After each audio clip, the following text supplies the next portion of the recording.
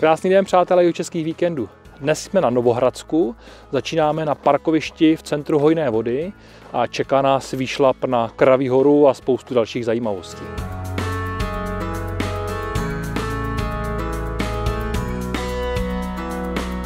Před výšlapem na kopec s rozhlednou můžeme v centru Hojné Vody obdivovat tento nádherný 3tunový zvon setkávání. Tak je tady socha svatého Jana Nepomuckého a je tady krásný výhled na Novohradské hory. Zvon byl darovaný zvonařem Rudolfem Pernerem, který byl po válce odsunut z naší republiky a dnes žije v Německu. Zvon váží necelé 3 tuny, je zavěšený do takzvané sluneční brány a zvoní každou neděli v 19 hodin.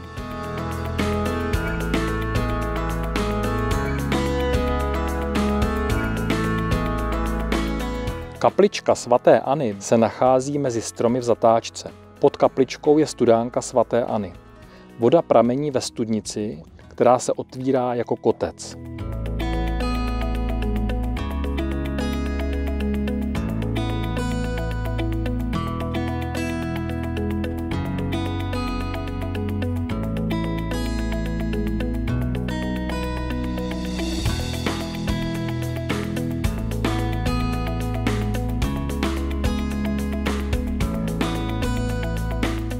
Pod Kraví horou je parkoviště, kde se dá zaparkovat, informační tabule, kde se dozvíme něco zajímavého, a taky je tady dneska řada běžkařů, takže se dá přijet i na běžkách.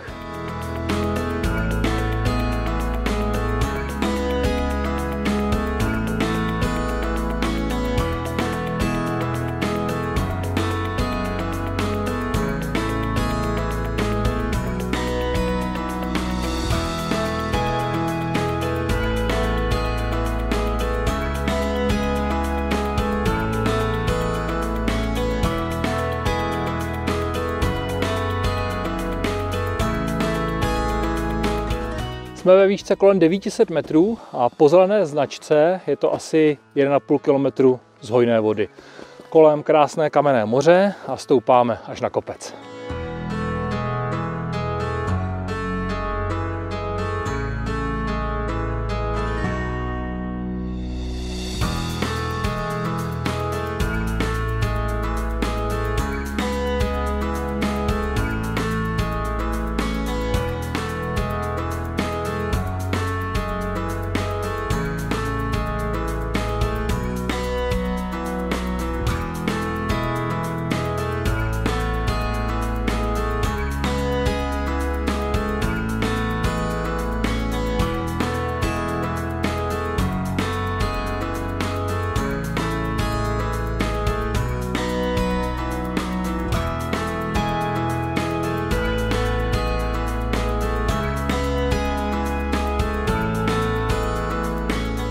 Jsme asi 100 metrů od vrcholu Kraví hory, cestou nádherné skalní útvary, ale tady je to hlava Napoleona, jedna z dominant této trasy po zelené.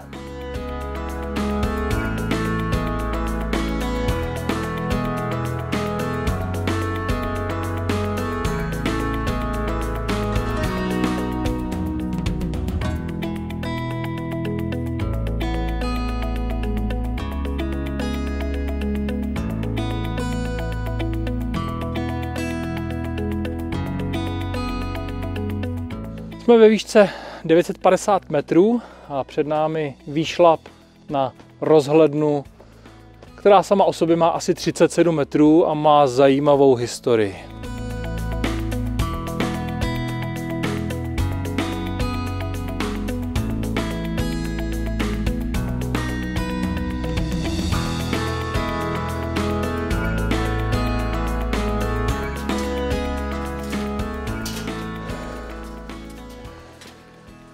To 30 schodů rozhledny je za námi a už po několikátý musím říct, že ty jihočeský výhledy stojí za to. Když nám počasí dneska úplně nepřeje, přesto jsou vidět Novohradské hory, za dobrého počasí jsou vidět i Alpy a zasněžené lesy a krásný kraj.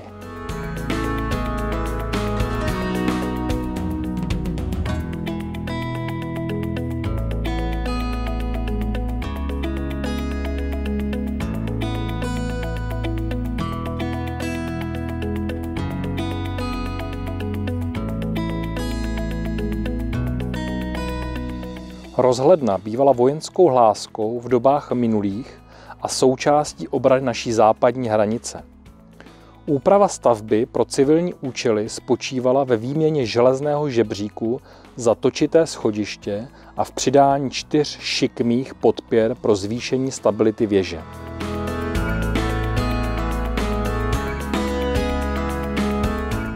Další díl Jihočeských víkendů je za námi. Tentokrát Novohradsko a Kraví hora. I toto zimní počasí má své kouzlo pro výlety.